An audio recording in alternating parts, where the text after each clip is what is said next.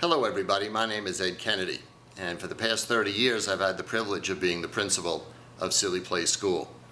During that time, thanks to the vision of our educational leaders, boards of education, teachers, and community members, we've done a great job with the education of the Sealy Place students. As a matter of fact, in recent history, past year, U.S. News and World Report has named Edgemont as the top school district in Westchester County.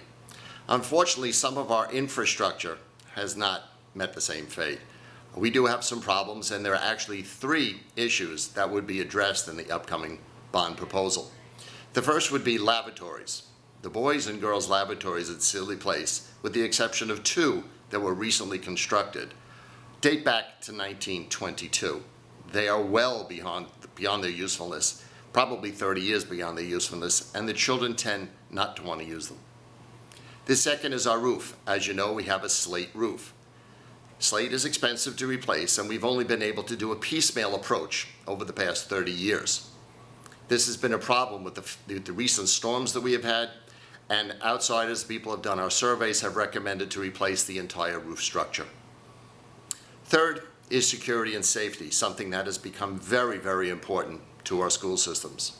Thanks to the district, we've made many improvements at Sealy Place, but there are 2 remaining that I would like to see done within this bond proposal. One is the addition of exterior cameras, so we can always see what's going on outside, and these goings on would be recorded as well.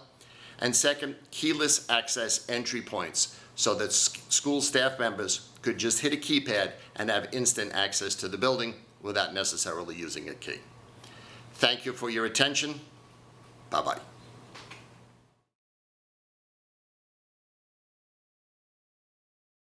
Hi, my name is Yujin Tsuruo. I'm a junior in Edgemont Senior High School, and I designed the logo for the bond referendum. In designing the bond referendum logo, I kept in mind the components that make up Edgemont, such as the athletics department, the art department, and the education that we always think of when we go to Edgemont. The image itself, I chose a person running up the steps to symbolize the Edgemont as a whole kind of going to a common goal, and then the book steps were also used to symbolize the education that we admire here, and the turf, well, the grass that's at the edge of the books is used to represent all the renovations that we were making for the sports athletic department, such as the new turf field and the handicap parking lot nearby and the bathrooms. The colors I chose to use in this logo are obviously the Edgemont blue, but more importantly I used the green to symbolize a fresh new start, and also the new design layout of a website, and also the eco-friendly goal that we were trying to go with by repairing all the windows and creating a lot of new renovations to the whole school. Overall, I created this logo to visually help people understand the main idea of a bond referendum and hopefully convince them that this is a great project and idea.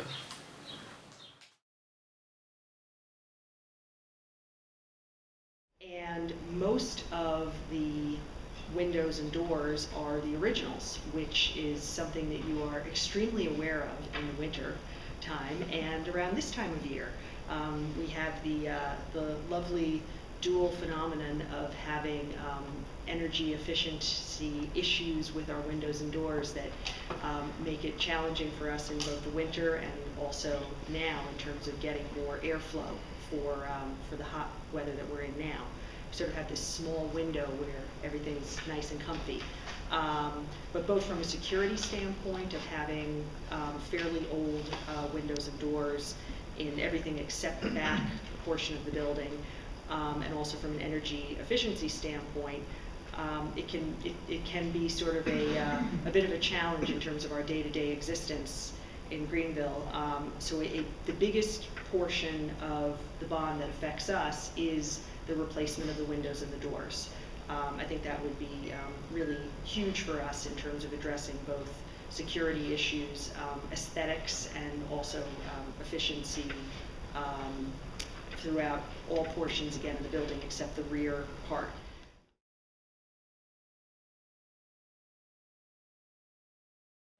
And that was the importance of the accessibility and the safety improvements for Blandford Field, track and its environs.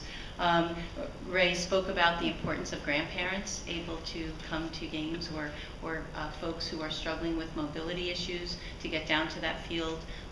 Once the decision was made that the track had to be done, and in order to get state aid, we had to be ADA compliant, thus there will be some handicap parking spaces down there, as well as lavatories for the comfort of those who attend the games. Also, Ray talked about how the field quality diminishes each year due to overuse and also due to the weather, and that he talked about the artificial turf field providing a consistent level playing surface for our field sport athletes that's both resistant to inclement weather and the high levels of usage, which will...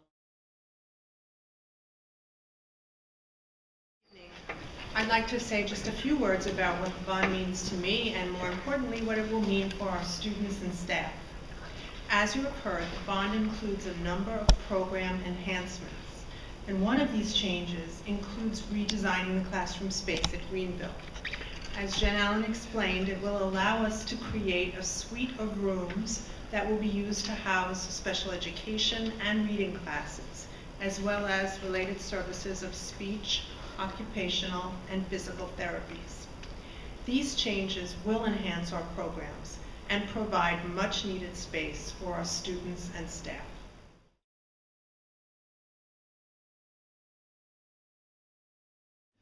So what does the bond mean to me?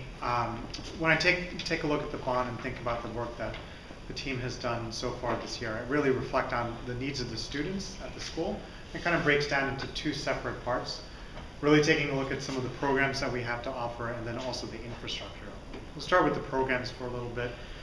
The bond's really specifically focusing on two concrete areas that can be really improved. One is the arts in the way of augmenting, refining, and renovating the multimedia space for use for different arts programs. That particular room has not been touched in several decades, actually, and we do want to bring that up to speed in terms of what the current technologies are used for in that particular area, and then also to reconfigure the space so it can be used for more modular learning.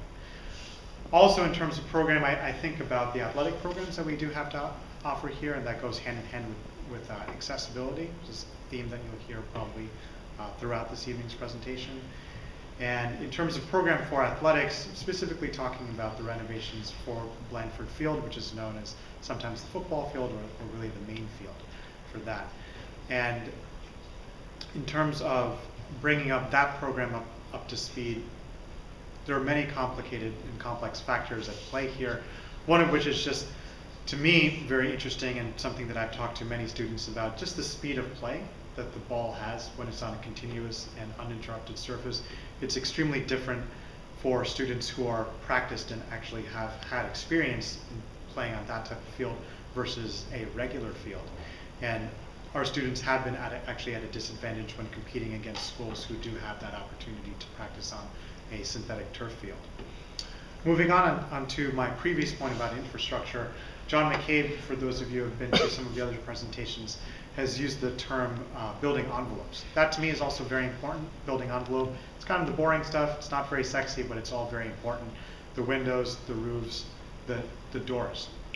Before those parts of the multi-building campus are really addressed, we're not really in any position to do any kind of serious renovation inside.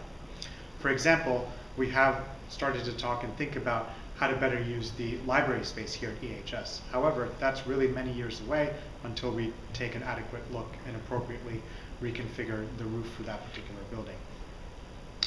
More specifically, however, in terms of infrastructure, I am also sensitive to the needs of security, and they are particularly unique here at the Edgemont Junior Senior High School campus, since, as you likely know, it's a multi-building affair. However, while addressing the needs of security, I also want to remain critically aware of the unique and open school culture that we do have here. So we're looking right now to have a pilot access card control system put in for the fall, and that would really be a small look at how to better manage security, and that would be part of the bond presentation. that we would have going forward.